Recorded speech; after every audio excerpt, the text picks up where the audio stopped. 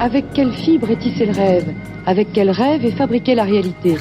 Ce sont pour ces deux interrogations que Peter Brook a choisi de monter La Tempête, l'œuvre testamentaire de William Shakespeare. Une pièce qui se déroule bien au-delà des frontières du vraisemblable.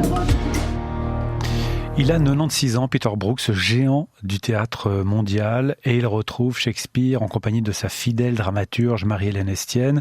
Tempest Project, ça se joue en français au Théâtre Forum Mérin du 1er au 3 décembre.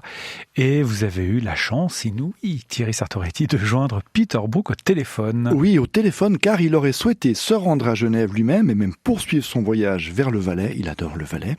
Mais Peter Brook est coincé chez lui au 5e étage d'un immeuble parisien dont l'ascenseur est en travaux. Le voici donc, tel le héros de La Tempête, Prospero, isolé sur son île avec pour compagnon Ariel, l'esprit du vent, sa fille, la belle Miranda, ou encore l'étrange Caliban, créature mi-humaine, mi-magique.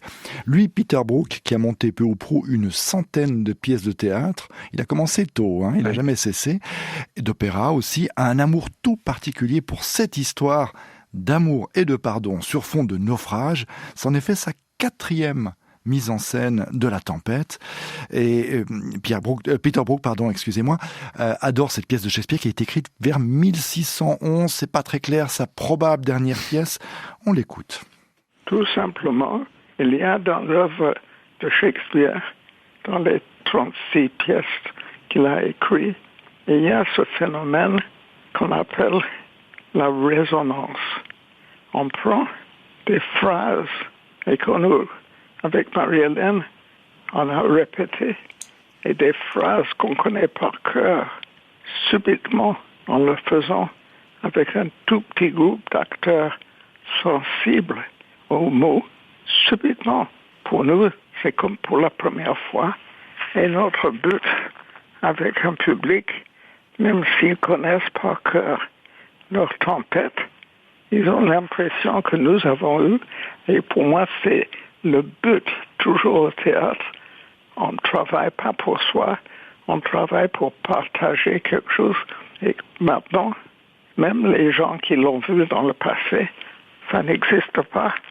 Tout est dans le présent.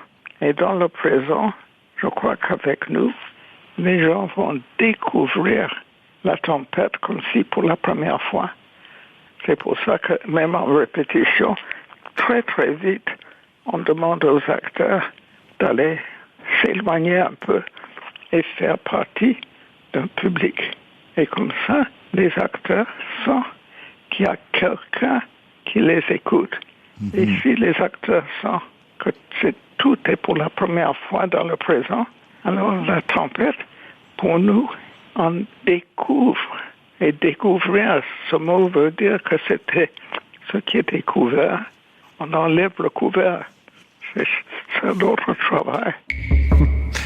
Peter Brook, le metteur en scène, il monte donc le Tempest Project d'après William Shakespeare, c'est au Forum Mérin. On l'a dit, c'est un monstre, c'est un géant mondial du théâtre. Peter Brook, c'est un maître. Mais écoutez, je pense que c'est un avis qu'il ne partage pas du tout. Et ça n'est pas par fausse modestie, on le retrouve. J'ai passé ma vie avec Shakespeare, mais j'ai jamais pu sentir qu'on peut aborder Hamlet avec la prétention que quelqu'un qui sait. J'ai monté le roi Lear, mais jamais avec le sens vaniteux. Ah, j'ai compris cette pièce. Non, c'est toujours la magie du théâtre, c'est que c'est toujours dans le présent. Et si on a essayé même d'écrire un livre pour expliquer, pour justifier, mais maintenant je fais très attention parce que je ne suis pas un maître qu'on peut enregistrer et qui a une vision mieux que les autres. Non. Je suis à chaque moment. Si dans le passé j'ai monté cette pièce, c'est parce qu'à cette époque, je cherchais de rendre le mot vivant. Et c'est pour ça que le phénomène de Shakespeare, comme tous les grands artistes, les grands musiciens, la grande musique, on peut dire pour une grande symphonie de Mozart ou de Bach, ah, voilà quelqu'un qui sait exactement comment le jouer. Non, c'est pas ça. on redécouvre avec joie tout ça, et c'est toujours dans le présent. Peter Brook, sa dernière mise en scène de La Tempête de Shakespeare, donc ça se joue au Théâtre Forum Mérin du 1er au 3 décembre. Il y révèle tout l'amour et la résilience que l'on peut trouver dans ce texte où on passe en général de la colère au pardon, comme ça, en un clin d'œil. Oh, pas en un clin d'œil, mais il faut que le père lâche sa fille, etc. et qu'il accepte de ne pas se venger contre son rival. Vertigo.